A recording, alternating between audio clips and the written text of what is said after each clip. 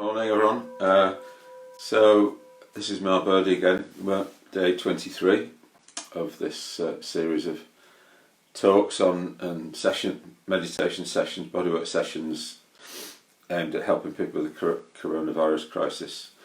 And so in previous weeks, I'm just getting into week. This is week 4 really from when I started. So we've been looking at different things like the teaching of the Buddha on mindfulness. We've been looking at the Tibetan teaching on after what happens after death, and how to cope with that. And we've been looking at just generally meditation and bodywork and things. So like last week was kind of like a bit like turning outwards to the world and trying to establish kind of Buddhist framework for things. Teaching the overall view of how things work in terms of bringing about happiness for yourself, for ourselves and others. How we kind of move towards nirvana, which is like the highest possible happiness that you can have within, life as it is. And then I thought, well, actually, that was quite a lot of expression going on from my point of view. And what I want to do now is a little bit like turn inwards and just kind of try and have that emphasis this week. So it's a bit more, the sessions that might be a bit more reflective, and but also, I want to, as the social isolation thing starts to bite a bit more, I want to help people with some kind of ideas and resources really around isolation and loneliness and solitude and that sort of thing. So I posted on the Facebook Live a suggested reading. So there's a book called Solitude and Loneliness by Sarvananda, a Buddhist view by Sarvananda, who's a fellow member of the Triratna Buddhist Order. And so that's something you might get started with, that book. Get it on Kindle or something. And so I thought that I would try and explore some of the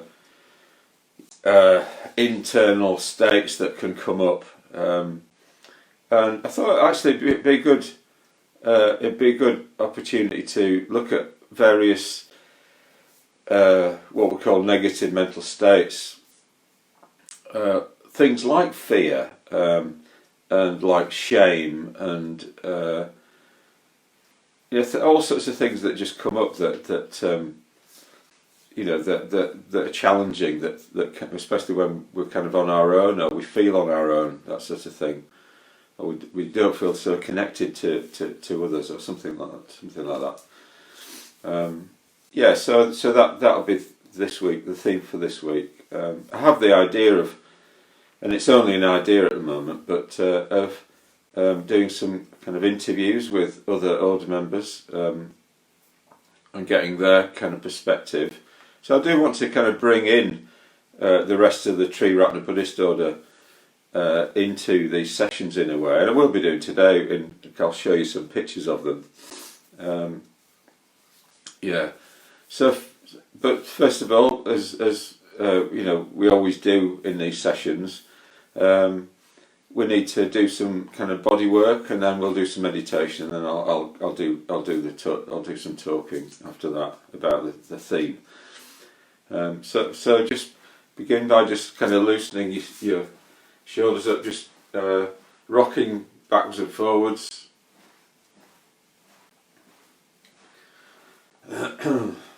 Just having your spine as upright as possible. And when you're doing this rocking, it's as if you're letting the spine do that, forwards and backwards, but vertically. And then your arms are just swinging on their own, without, you're not you're not making them swing, they're just swinging because of that movement, backwards and forwards. You just have a sense to get some sort of rhythm going with your hips moving backwards and forwards, keeping your spine upright. And being aware of your feet planted firmly on the ground, and your feet enjoying the contact with the ground, and enjoying the feeling of the air rushing past your hands. As I've said often in these sessions, when we're working with our body, we just need to give it usually quite a lot of time really to, because it responds a lot more slowly than our mind does. Our mind is just electricity, isn't it?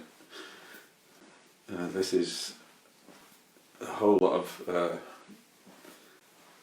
physical muscles and bones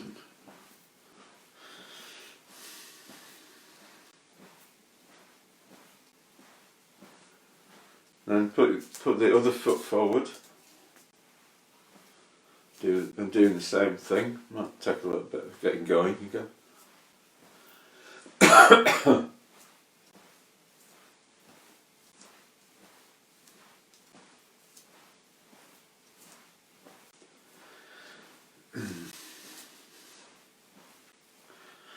So one of the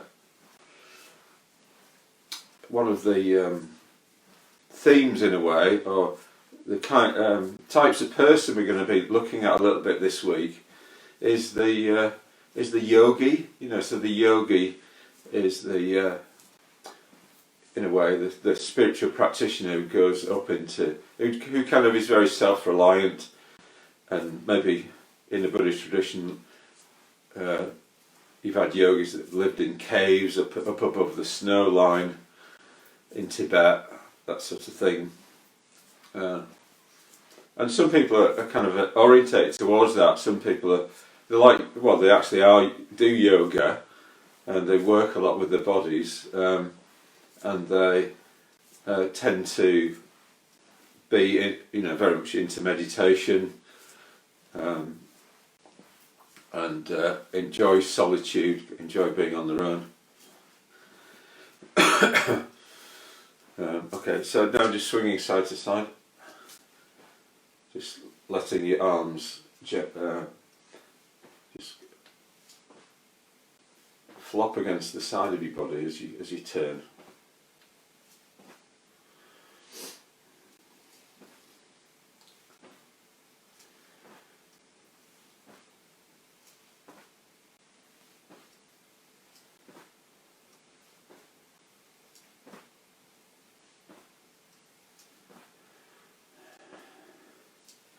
Yeah, so the yogi very much looks after their own body, and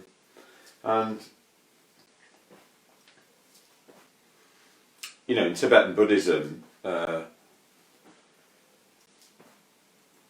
you have advanced kind of practices that meditators do, and there's one called tumo, which is like generating heat from inside your body. So there's all sorts of things that are possible, really. So they do that so they can live up in the heights, in the kind of at altitude in the mountains, and stay warm.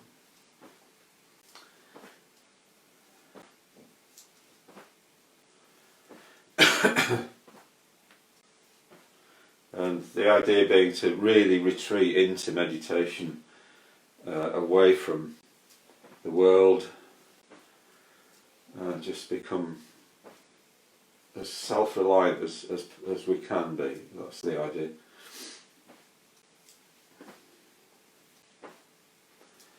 So in our current situations, today, with the virus, the coronavirus pandemic happening, in a way, it's almost like we're being forced into something like this. We've been forced into isolation. We've been forced into self-reliance. Our normal routines are being taken away from us in a way.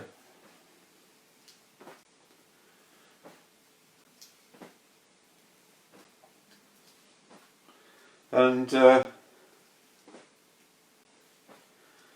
think some people are kind of enjoying the fact of not going into work and just working from home. And there are positives to everything.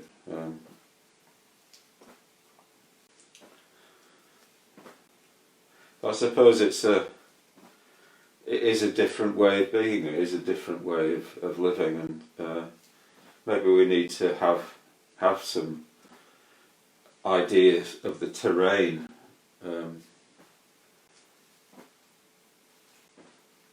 how we cope with it. So I'm going to be dropping some ideas in around that today and the rest of the week. So just rotating your hips.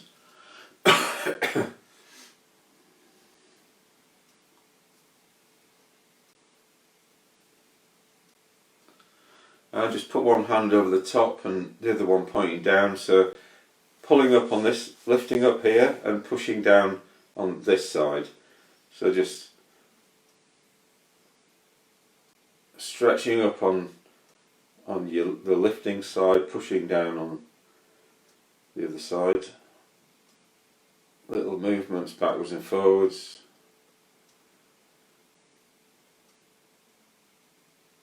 And trying to have your spine as vertical as you can. And then on the other side, same thing. Lifting on the one side and pushing down on the other side with the hand. Little stretches. And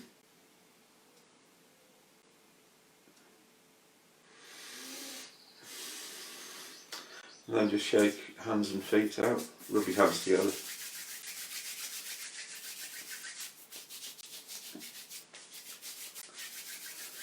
Just warm your hands up with a bit of friction, then just put them on your face just to connect with your face, warm your face up a bit.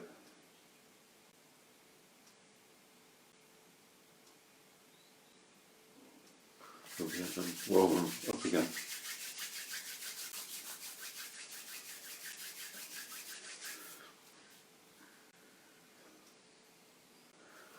Yeah.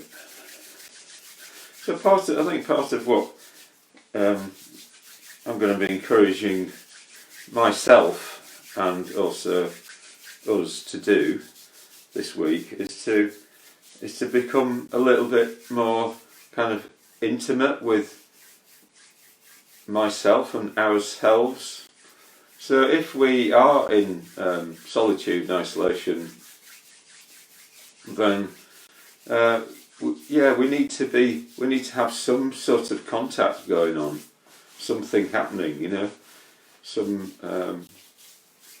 and somebody yesterday was saying about the word intimacy being something like into me, see. Into me, see. So something about like when we're intimate with ourselves, then we can see into ourselves, see what's really there. And when we're intimate with somebody else, we can, we let them see into us, and they're doing the same. They're letting us see into them. So there's something about connecting going on with ourselves or with others, and really seeing into the person. Okay, so we'll do a little bit of Qi Kung. So just put your hands on your stomach and bend your knees slightly.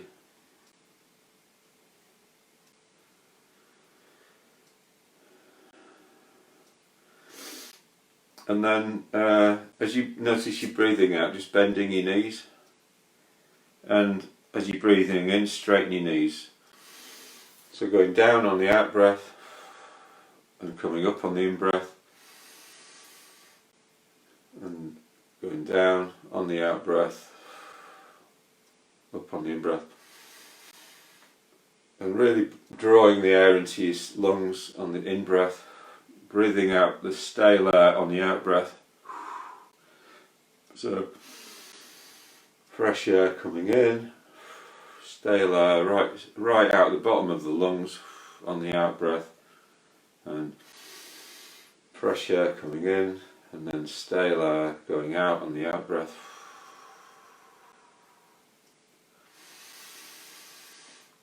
I'm just having a sense that nobody's going to do this for us. We need to do it ourselves.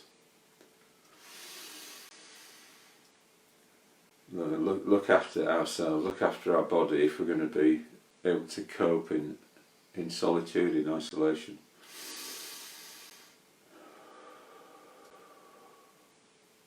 And then next time you're breathing in, just bring your hands up to your chin, turning them at the chin, and then on the out breath taking them down,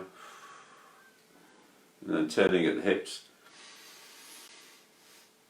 and just doing it roughly. Just don't worry about getting it wrong.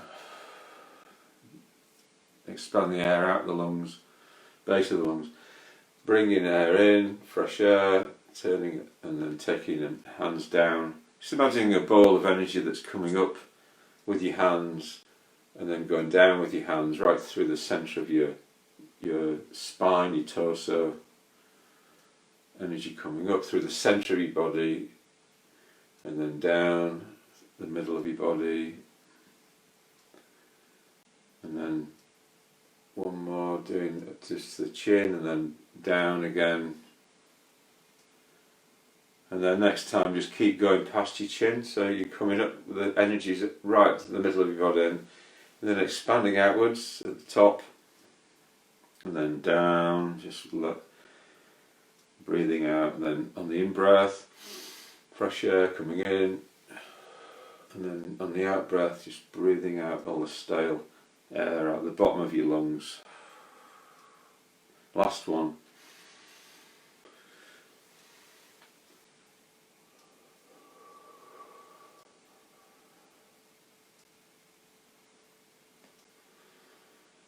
And just standing.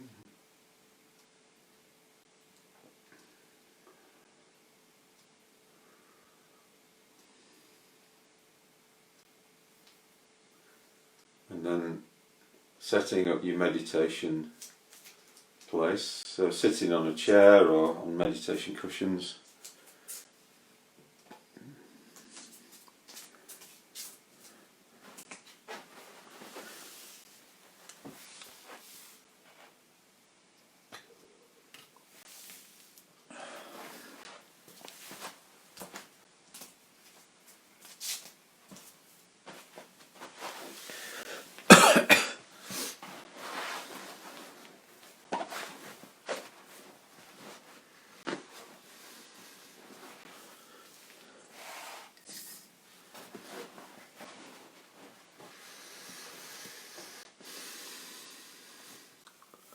So we're going to do a grounding meditation. So I've said in earlier sessions that a simple way of looking at meditation is withdrawing from the world of normal experience, our normal activity, and then coming to a quiet place. And this is particularly pertinent this week, so the yogi is in isolation from the world, doesn't have any distractions. So setting up a place in your flat or whatever where you're going to feel like you can not be disturbed, and you just have to do the best you can with this. So there's families living together and it's not always easy, but maybe negotiate around that. And talk about the benefits to everybody of you doing that. So that they understand that it's to their benefit if you manage to get calmer and get in a better mental state. So it's about being in relationship with people while we're trying to also be in solitude. So so we're withdrawing into a quiet place and then looking at our situation. So looking at our body, feelings, mind states and views, but just more basically than that, just looking at where we are when this is what we are. The fact that we have a body and that body has a particular structure to it. So working with what's actually here to make something out of it, make something better out of it. Okay, so if you want to just close your eyes.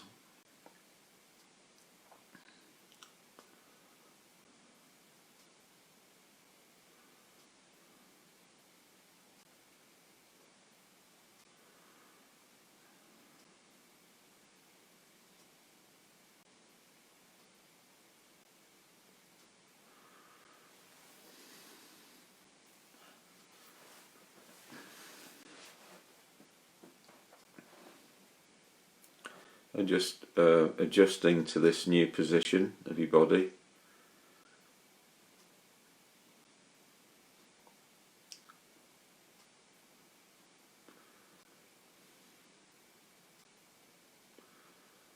And what we're looking to do here is to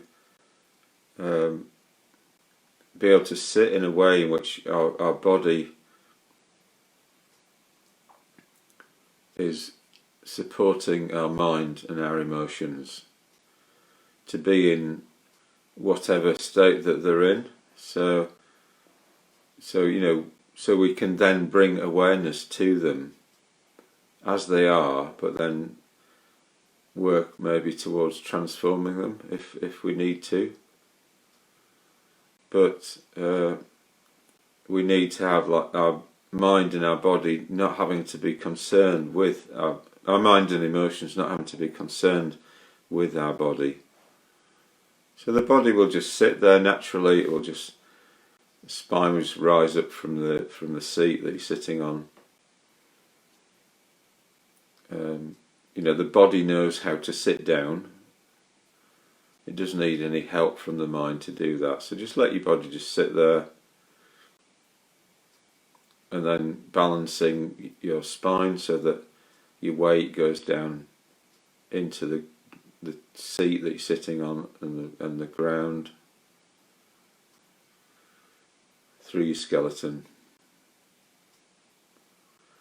And just keep coming back. That's where your mind does need to pay attention to the angle that your spine is making.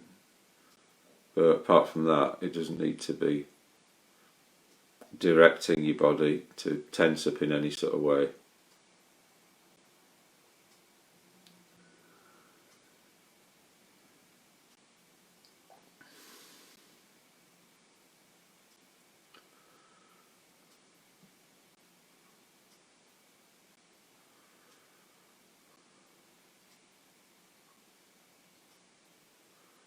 So hopefully you're now able to just concentrate on the kind of instructions that I'm going to give you, with your body just supporting you, balanced.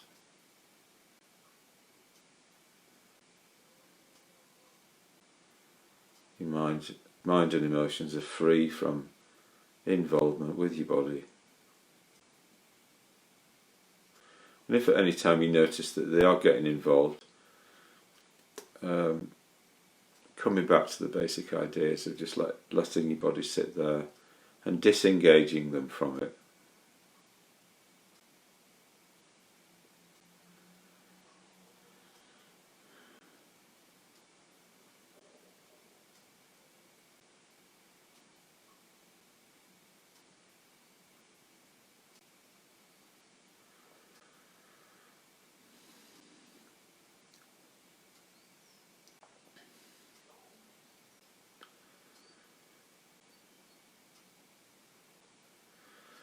So what we're going to do is to take a look at our situation right here and right now. So what is that situation? Well, the situation is that we're a human being who is alive and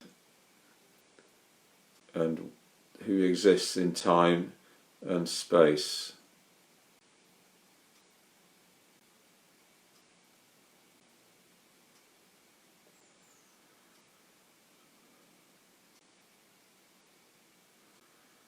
So first of all, just being aware of time, of the fact that our life exists in time.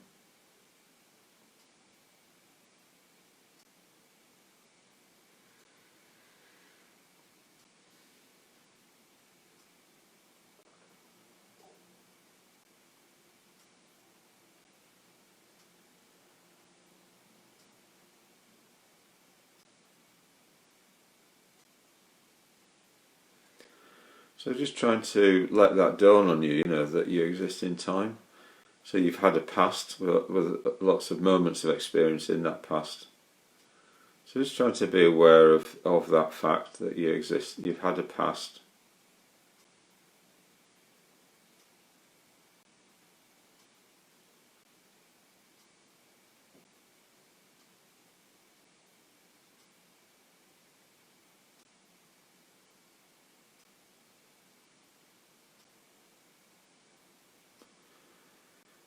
And being aware that you also have a future, hopefully.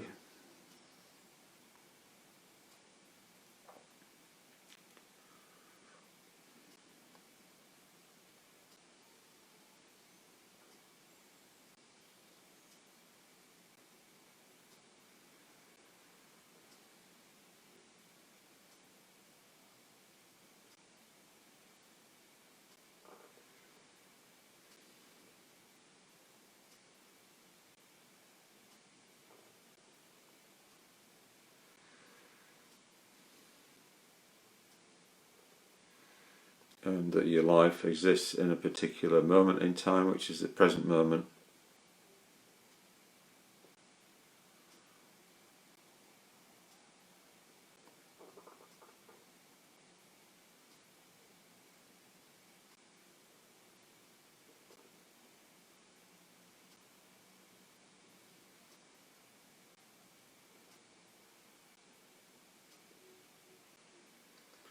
And you also exist in space. You're sitting on the Earth, which is a huge great ball of matter flying through space.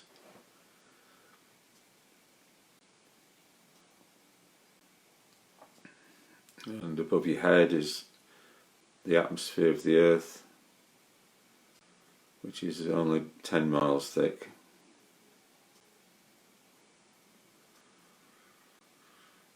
And then the air thins out and you have vast empty space.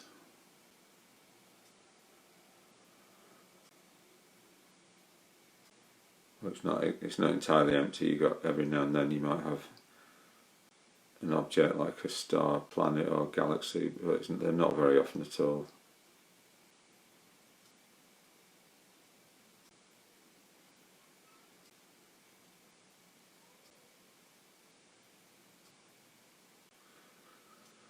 And the Earth is covered in ice caps and mountain ranges and oceans, cities, jungle, farmland, deserts. And you're at the particular place where you are right now. So just letting yourself arrive into that place. Just letting it dawn on you that this is where you are. And if your mind is quite busy, just put your thoughts to one side while you do this exercise. So we're just trying to, become aware of what our situation is, separate from ideas about it. So it's coming into our actual experience.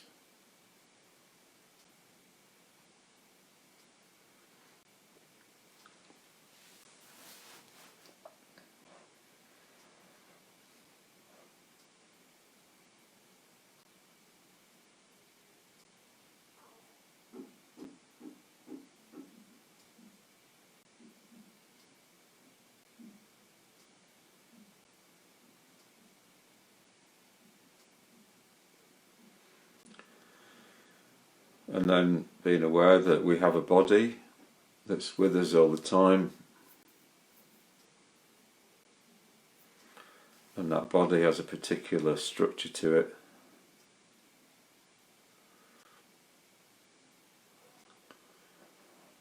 So we've got bones in the body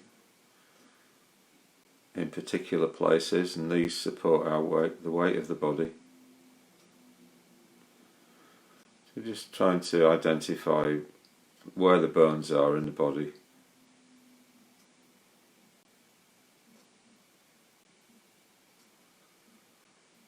And just trying to allow them to take the weight.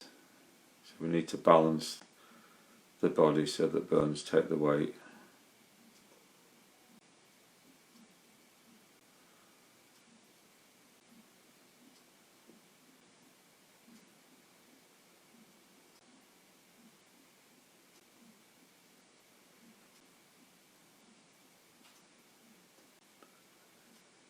And we also have muscles that are there to move the body about and manipulate objects, express things in our face. So just having a sense that we don't really need to be using our muscles very much at all. If our spine is if our skeleton is taking our weight, so we can just soften any tension, any holding on.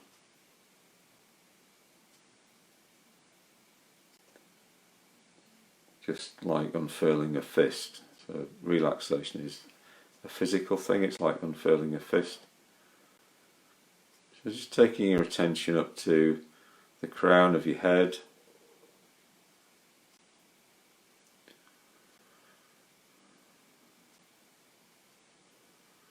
And just having a sense of the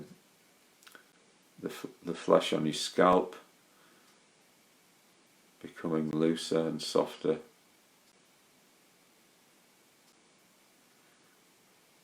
Letting go of any tension.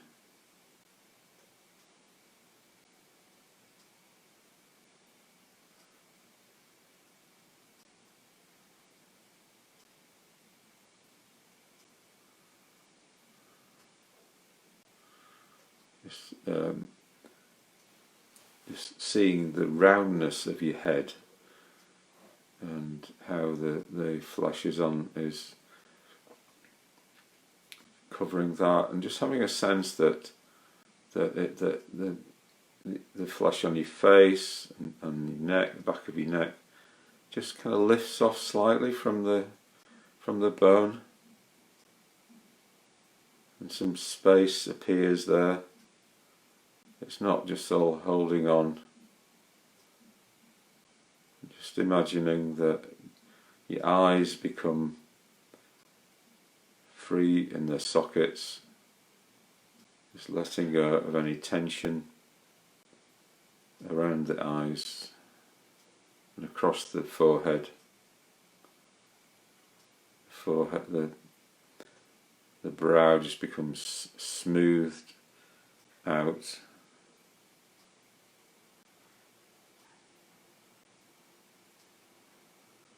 And letting go in the jaw,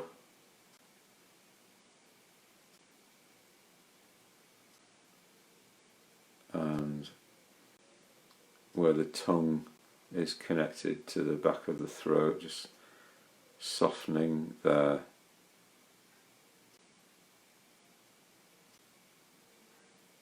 And softening around the lips and around the mouth.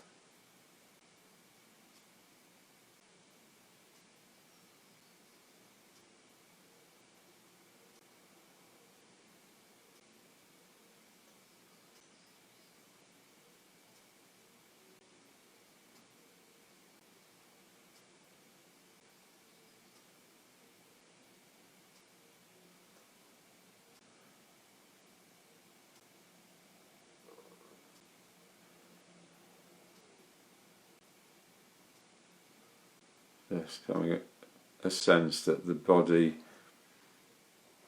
when we're not giving it instructions to tense up, to do this and do that, just can find its own sense of ease. But it needs time to do that. It just needs time to realise that it's safe to stop holding on.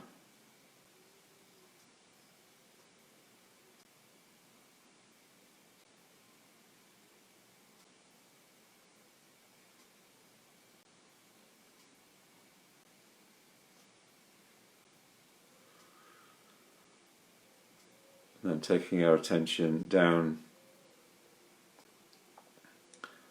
the back of our neck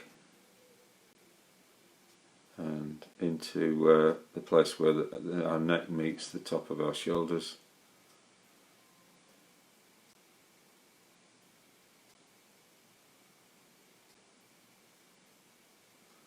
And just having a sense that over time that can just begin to soften and release that area.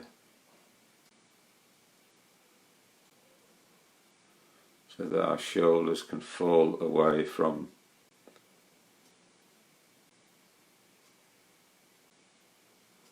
our neck. Imagine that there's a cascade of letting go, of relaxation, like a waterfall which is flowing down the back.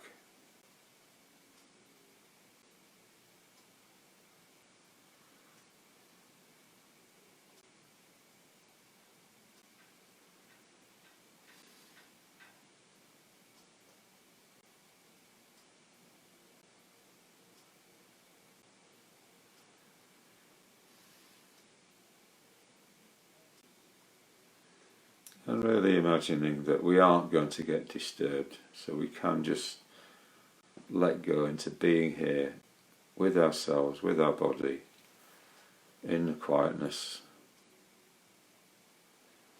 to the extent that we have quietness.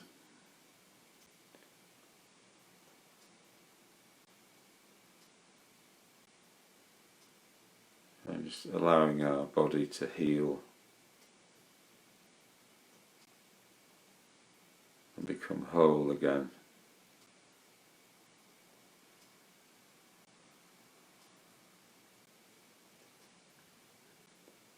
And becoming intimate with ourselves, intimate with our body, enjoying our body.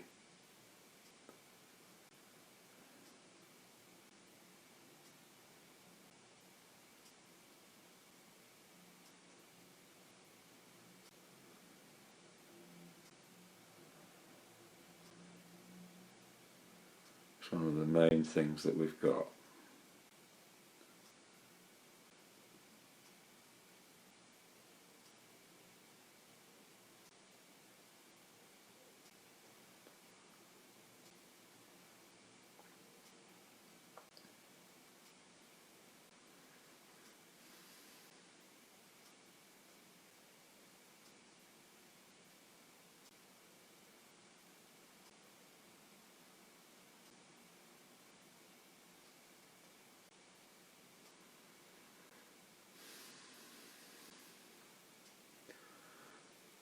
So we're just going to sit in quietness for a couple of minutes, just not doing anything at all, just except just being intimate with our body and ourselves.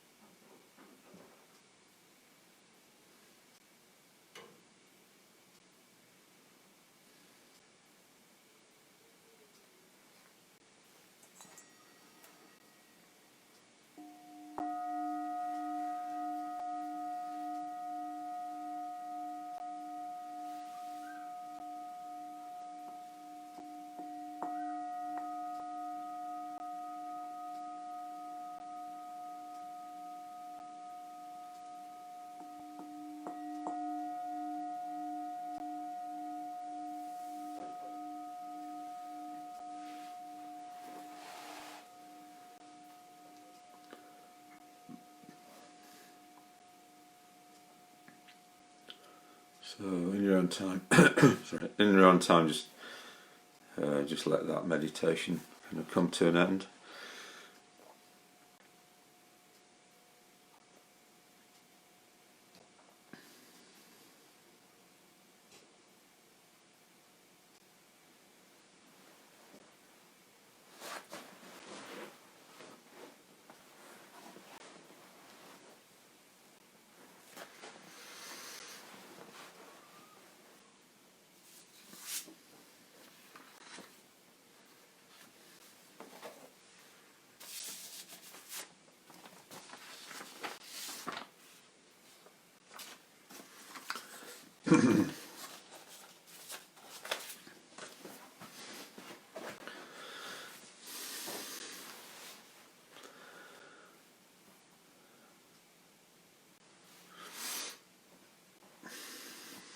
Okay, so now I'm going to start just exploring what the Buddhist tradition has to say about solitude and, in a way, working with what comes up when we're on our own. So one of the most important Buddhist scriptures in this kind of with this subject is something called the Meghiya Sutta. So sutta just means scripture or thread, and Meghiya was a monk. Well, he was one of the Buddha's disciples, So so in the Meghiya Sutta, the basic story is that it says on one occasion, the Blessed One, that's the Buddha, was staying among the Kalikans at Kalika Mountain, wherever that is. And on that occasion, Venerable Meghiya was his attendant. Then the Venerable Meghiya went to the Blessed One, to the Buddha, and on arrival, having bowed down to him, stood to one side. So he was respectful. He bowed to the Buddha, and he said, I'd like to go into Jantu village to get alms. So the Buddha and his disciples often lived in the forest or the jungle, and then they would go into villages and beg for alms, and they would take whatever was given to them. So in the East, Buddhist monks used to people would just put any food all mixed up together into the begging bowl, and the monk would just be grateful for whatever they got, even though it was all mixed up together. So anyway, yeah. So the basic idea behind this is that obviously everybody has to stay alive and has to eat, but it's like by begging for one's food, it's like one spends as little amount of time on that side of things. So it's like not spending endless hours just trying to generate an income, and then so all the time and effort can be then put into trying to gain enlightenment, or helping even sort of helping others. So that's the basic principle behind the alms round. And then the Buddha says, I'd like to go into Jantu village for alms. And the Buddha says, well, do what you think it's time for. So Meghiya goes into the village, and then when he was coming back, he saw this mango grove. So it was just a kind of really beautiful spot. And he said the thought occurred to him. He said, how pleasing this mango grove is. It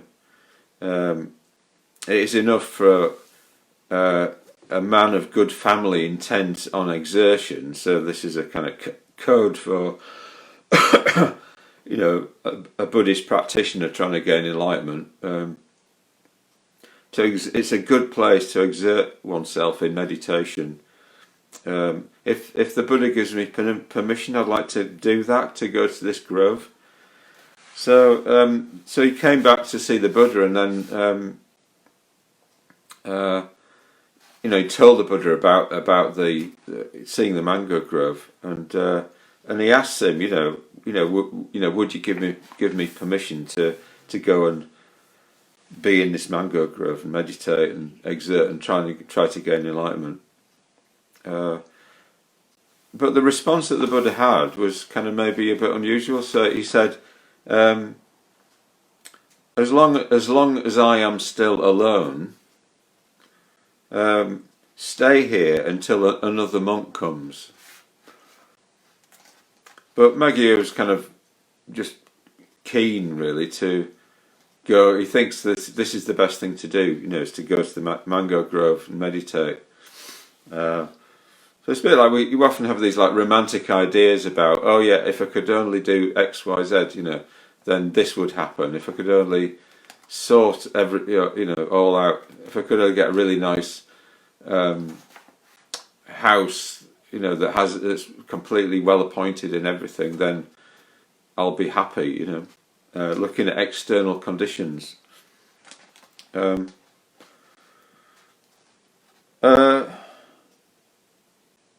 So he's basically being asked to stay with the Buddha until another monk comes. But he's impatient, so he says the same thing back to the Buddha again. He says, and he says, well, Lord, the Blessed One, has nothing further to do. So he's like that. He's attained enlightenment, and nothing further to add to what he's done. I, however, have something further to do.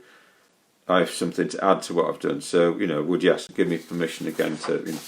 And the Buddha says the same thing again. He says, look, as long as I'm on my own here, stay until another monk comes. And he asks him a third time.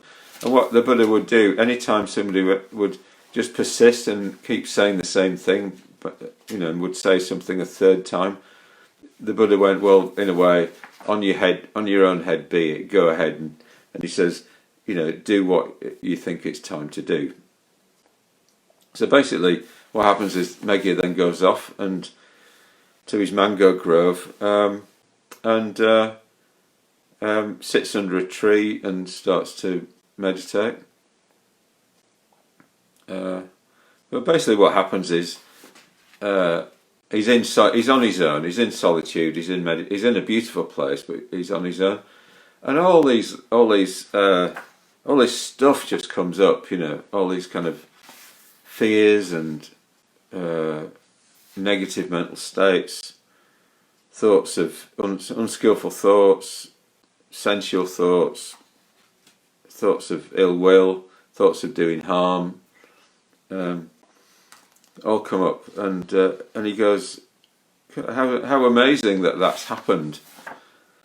He didn't expect that to happen. He expected to just contact peacefulness due to the conditions in the place.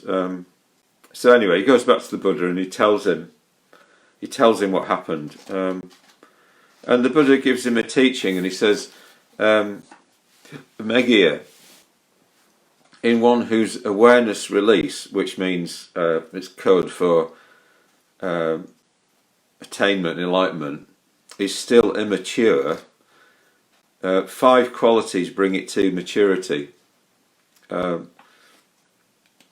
This is there is the case. What 5? He says. What 5?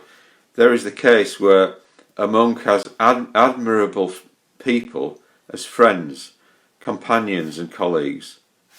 In one whose awareness release is still immature, this is the first quality that brings it to maturity. So, the first quality to help you attain enlightenment, when that isn't. That's not developed, is to be around, to have admirable people as friends, companions, and colleagues. So this is something called Kalyana Mitrata. So Mitrata means friendship, and Kalyana means the beautiful. So it's a bit like beautiful in a spiritual sense. So Kalyana is, if you think of somebody that you really admire, and they've got certain qualities. Maybe they're very calm, or they're very good with people, and they're completely there with people, or they're very friendly and they're very free. Maybe artists are often a bit like this. They feel, kind of have a freedom about them. So good qualities like that.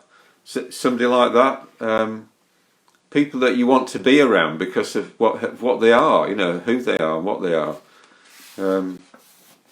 So that's the first quality, that being around people that you look up to. And the Buddha then goes on to say, he says, furthermore, the monk is virtuous. He dwells restrained in accordance with the pati moksha. So this is the monastic rules, guidelines. Consummate in his behaviour and range of activities. He trains himself, having undertaken the training rules, seeing danger in the slightest fault. So he's like very keen to not do things that are going to even harm people slightly. This is in one whose awareness release is still immature. This is the second quality that brings it to maturity. So yeah, on the basis of so you've had the first thing is spiritual friendship. And then secondly, you've got ethics. And in a way, ethics is based on spiritual friendship. So it's like, it's because you admire those people for certain qualities, for embodying something that you want to embody it yourself. So you want to be around those people, so it rubs off on you. So if you, I think people have that with famous people. They want to be around them because they feel like something of that success is going to rub off on them. But this is more about qualities that you actually see and admire in that person, and kind of embodiment that you see, just who they are really. So that's the second thing. Is so you will then try and model yourself on that person, and in a way that's the way ethics is really communicated, where people just want to emulate somebody. It's not because they hear a good idea. It's often because somebody's exemplifying something, and you want to be like that. You want that. So the Buddha then goes on to say another quality. So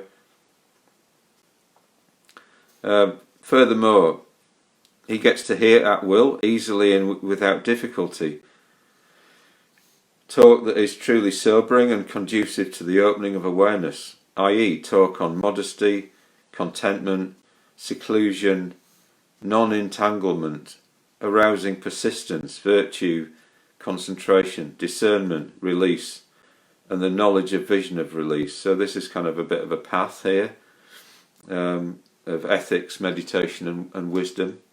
So it's talking about the Dharma, talking about Buddhism, talking about our experience, trying to solve problems that come up, when we're, we know what we're trying to do. We know that we're trying to be, we're trying to emulate these people that we admire. So we go about trying to do that, but then what happens is we come up against obstacles. We run out of knowledge or something. So when that happens, we need to talk about it. We need to talk about our experience. We need to look at what the Buddhist tradition is saying for ideas to use in that situation. So the third level is talking about the Dharma. So in the Aniruddhas Sutta, the three Aniruddhas who live in this complete harmony with each other all the time in silence, every fifth day they would stop. They would talk about the Dharma. So they would, in a way, clarify things that they weren't sure about with each other, and get clear, and then carry on, go on with their practice. So that's the third thing: discussing things that come up, talking about the Dharma, getting ideas, and then furthermore, the monk keeps his persistence aroused for abandoning unskillful mental qualities and for taking on skillful qualities. So this is meditation. So meditation is all about overcoming states, bodily and mental states that are going to lead to suffering, and cultivating bodily and mental states that are going to lead to happiness. So it's letting go of unskillful mental states, cultivating skillful mental states. He is steadfast, solid in his effort, not shirking his duties with regard to skillful qualities. So yeah, really meditating, really trying to do it, not being vague about it, doing what I talked about last week with the dhyanas, the higher states of consciousness, really becoming capable and ethically upright and flexible, having neural plasticity, as they say these days. So in one whose awareness release is still immature, this is the fourth quality that brings it to maturity. So we've got spiritual friendship, ethics, talk about the Dharma, and then meditation. And then finally we've got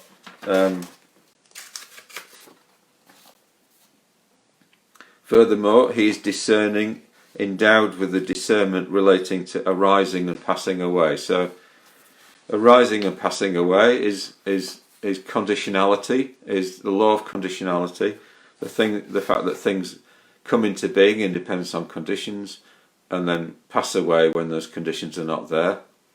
Sometimes people refer to this in Buddhism as just impermanence, but it's more basic than that. It's more conditionality is the deepest of the teachings, which impermanence relies on.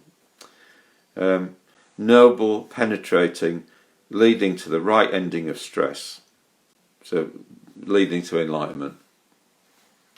In one whose awareness release is still immature, this is the fifth quality that brings it to maturity.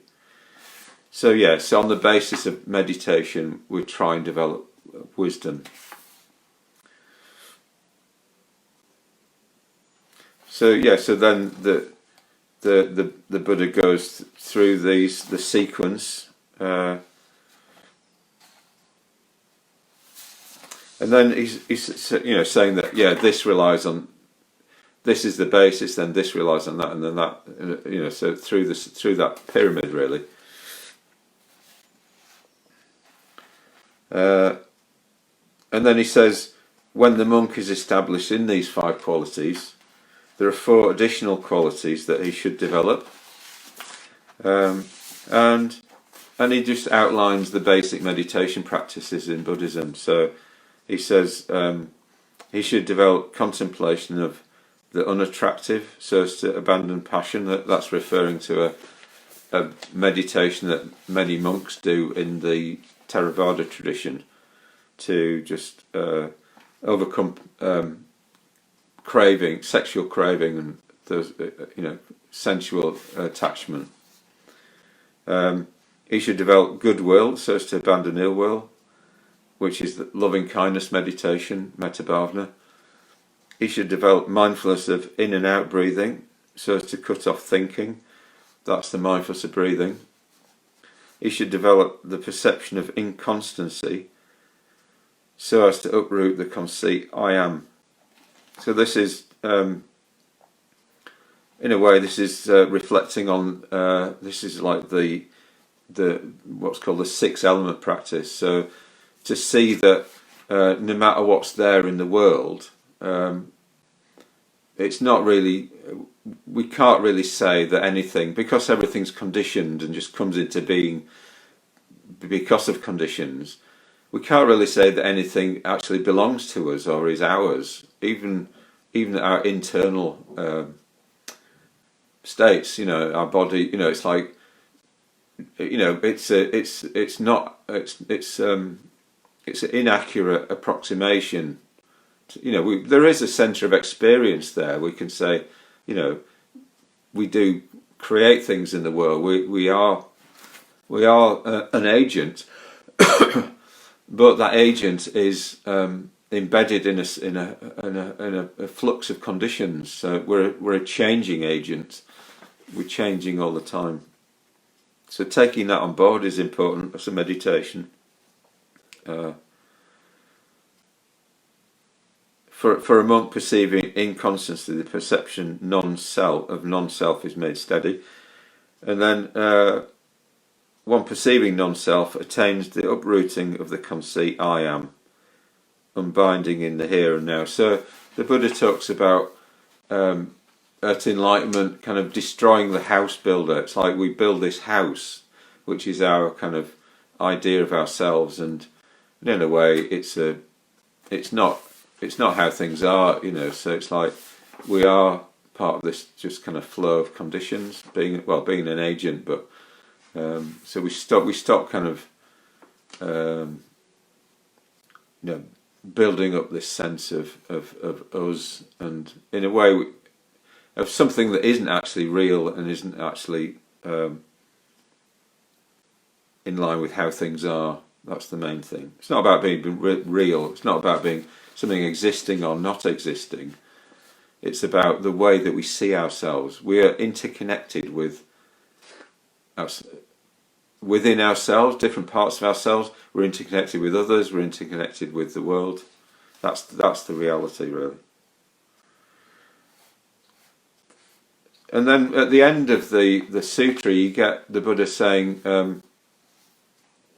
giving what's called an udana, which is like an utterance. It's like a poetic utterance that's often there, just summarising what he's said in the sutra. And he says, "Little thoughts, subtle thoughts, when followed, stir up the heart. Not comprehending the thoughts of the heart." This is chitta, heart and mind, emotions and mind. "One runs here and there, the mind out of control. But comprehending the thoughts of the heart, one who is ardent, mindful restrains them. When followed, they stir up the heart. One awakened lets them go without trace."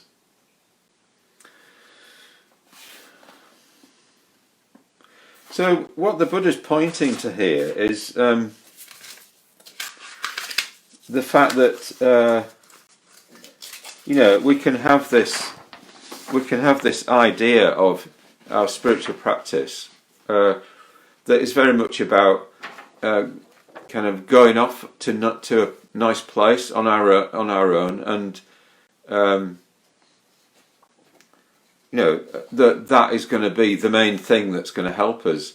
So here I've got a picture of that's called a thing called a stupa. So it's every year, we won't have it this year, but there's a Buddhist festival called Buddhafield, and there's about 4,000 people. We all come together, and we put a festival on for 4,000 people, and there's lots of meditation and yoga, but there's music as well, but it's a peaceful festival without any drugs or alcohol, and run by Buddhists, called Buddhafield. And so here's this is a Buddhist symbol called a stupa. So a stupa is what's often you put somebody's ashes into it, or like Tibetan lamas will have stupas all over there'll be stupas with the lama's remains in. So it's a Buddhist symbol, and here's a number. This is within a ritual, I think. So there's people meditating around the stupa, but in a way, it's a little bit indicative of this idea that we just have to get to a nice place and do our meditation, and then that will help. So withdrawing from the world is helpful. So this is a picture of a place called Guyaloka. In the Triratna Buddhist community, we have people go on like 3 or 4 month ordination retreats when you get ordained, and so I went to this place for 4 months and was with 18 other people getting ordained, and a team looking after us. So we did lots of meditation and study and ritual and things like that. So it's a really beautiful place, and but I was there with a load of other people. So it wasn't like I was just there on my own. People do go here and do solitary retreats and be on their own. So that a solitary retreat is another thing, really. So in a way, we're going to talk about those this week as well. But so here's your beautiful place in Spain, and here's this is Kamalashila. So this is. So he founded one of our main meditation centres in Wales in the early 1980s, and has been one of our foremost meditators in our movement. And so I actually got ordained by Kamalashila, and he gave me my name Mahabodhi, which means great enlightenment, in Guyaloka. So we spent 3 weeks together in silence, and in the middle of all that, he ordained me. And then I became what's called an order member. So this is Kusaladana, I think I've got his name right. So he's wearing a kesa. So a kesa it's like our version of a robe. It's like people often wear these when they're teaching at Buddhist centres. And in this, it has the symbol of the 3 jewels. The yellow jewel is the Buddha. The blue jewel is the Dharma, the teaching of the Buddha, and the red jewel is the Sangha, or spiritual community, and it's sitting on a lotus. So this is a reminder of what's the direction that we're all supposed to be kind of heading in. We've all committed ourselves to trying to become enlightened and also help the world with teach the Dharma. So here's some more order members. That's Lokabandhu with the long hair. He's one of the Buddha Field founders, and Abhaya on the other side, who's an artist. He's now in his 80s, and behind them is Avalokiteshvara, the 1,000-armed Avalokiteshvara. That's the symbol of the order, the symbol of compassion. With 11 heads and 1,000 arms, all reaching out into the world to help. So this thing about spiritual friendship. So here's a group of order members at a convention. So I'm embedded in a group of more like maybe 2,500 people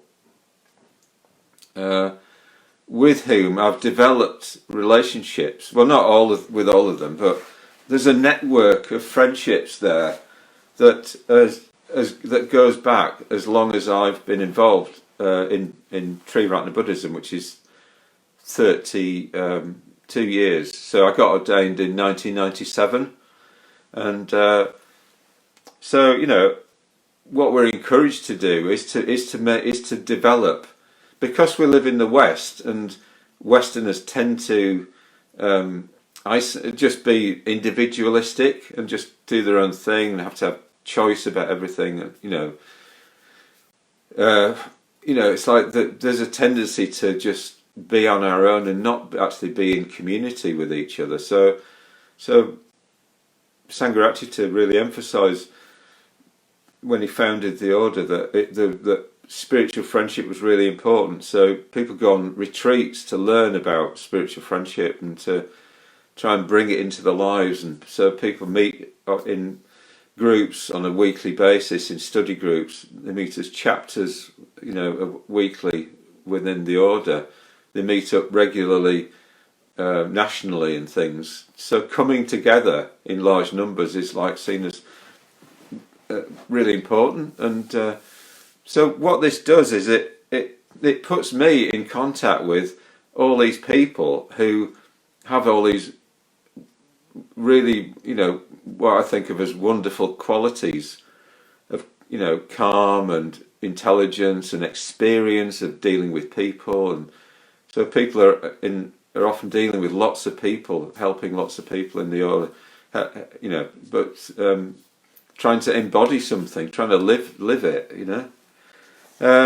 So through that, it's like I feel encouraged to want to be like these people, and then I get to talk about difficulties that I have, if I'm trying to practice ethics, and so I get to report in and confess to things that I think, oh, that wasn't very good, and then and then kind of move on and make amends to people if I've harmed them and things. So it's like this all just builds this pyramid of spiritual friendship, ethics, talking about the Dharma, meditation, and wisdom that just is kind of funneling me towards enlightenment.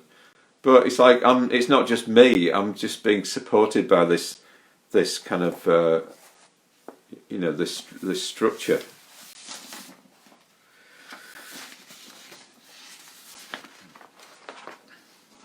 So and here's, I'll just show you this last picture. Here's a load of us in the order just all meditating at the place where the Buddha gained enlightenment in Bodh Gaya at the Mahabodhi temple. So, and a lot of our order are in India, so quite a large proportion of the order is in India. So we have started to, through this activity, it's like we're bringing, Buddhism's kind of in a real way is coming back into India, where it had died out. So there'll be order members watching this as well in India, I know. So what has this all got to do with isolation and the coronavirus pandemic and things?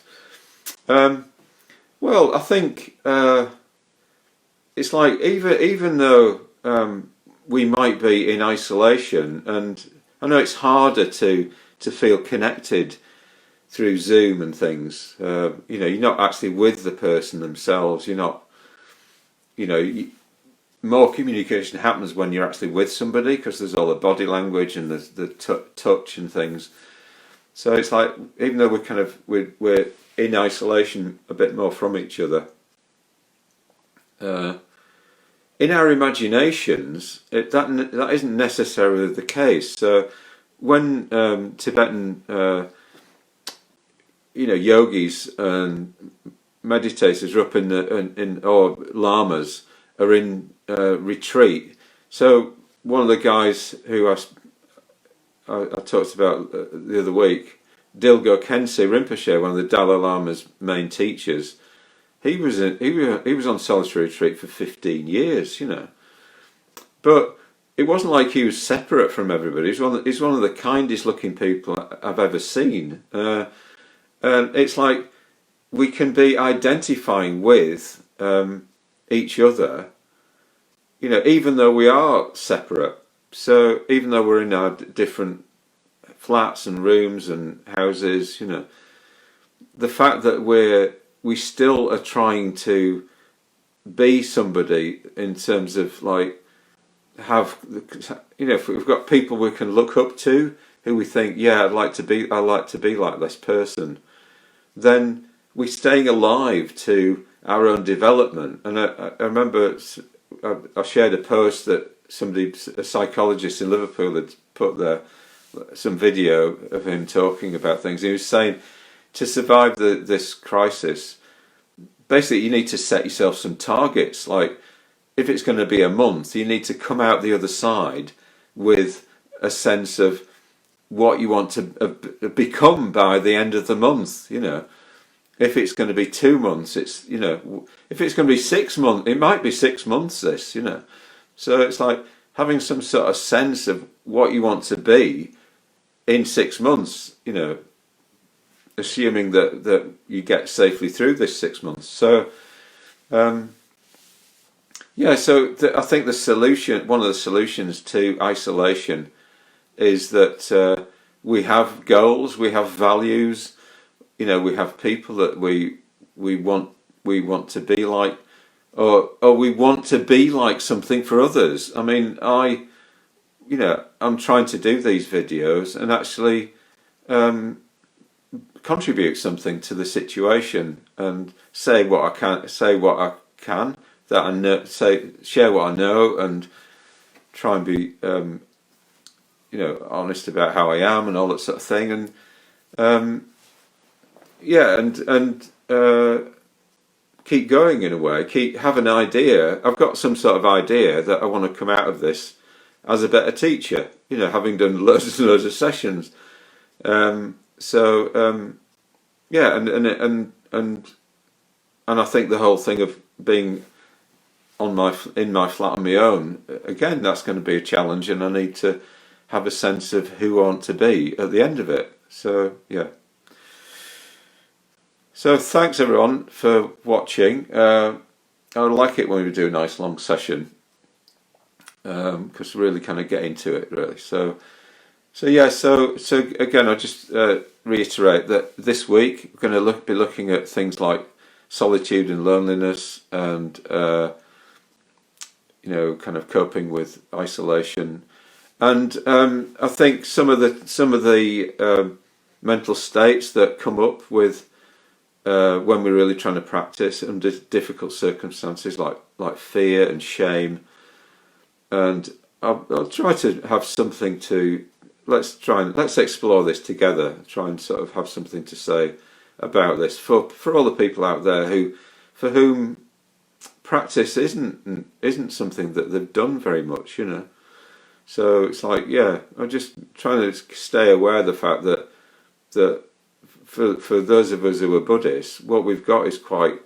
precious, and we've been working on it a long time, and so that there is stuff we can say to help people, and I want to carry on trying to say something that is going to help people. So thanks everyone, and have a good day.